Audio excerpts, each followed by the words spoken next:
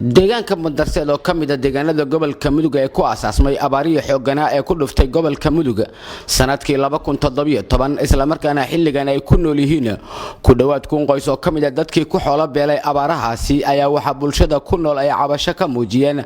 xaalad nololeed ee ka jirta deegaankaasi oo aan lahayn ceelbiyood xarumo waxbarasho iyo kuwa caafimaad intaba kadib markii halkaasi ay kormeer ku tageen maanta wafdi uu hogaaminayay gudoomiyaha gobolka Mudug oo maalmaha socdaal ku aadan dhanka amniga ku mareeyay qaar ka mid ah deegaanada gobolka waxgaradka deegaanka Bandarseed ayaana warbaahinta qaranka uga waramay waxyaabaha ay ka cabanayaan ee la xiriira dhanka adeegyada asaaska ah nolosha aadanaha meeshani waa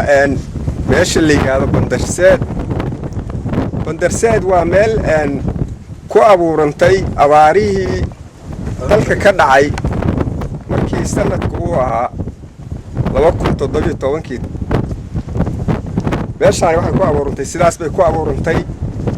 waa meel aan lahayn biyo motor male ceel gacmeedna male waa meel deegaan oo weyn bay noqotay sidii markii la degay abaartii ka bacdi waxay noqotay meel weyn oo deegaan biyaha maxay isticmaashaan marka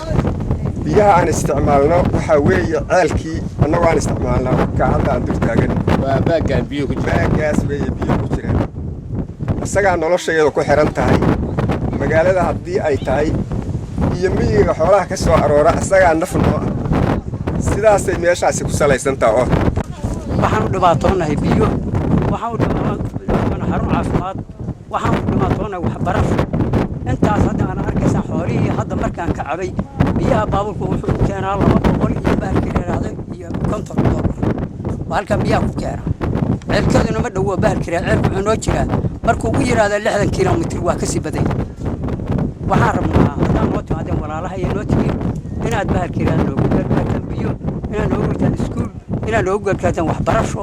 intaas baarkireer inaad noogu gargaartaan wixii kale oo deeqo dadka ugu deeqa